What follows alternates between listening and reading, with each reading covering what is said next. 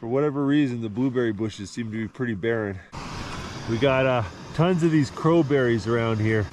See, they grow in these little clumps. Crowberries are a little bit more inconsistent in their flavor, but I like them better. All these years of picking up my kids' Legos has paid off. There we go. It's about a pound of crowberries right there. Some orange zest herbal tea here. We're gonna add some crowberries to it. Oh, that warms my fingers up.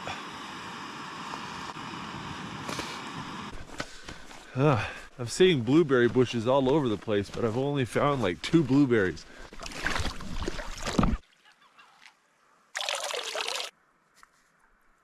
This leaf is from a plant called Arctic lupin.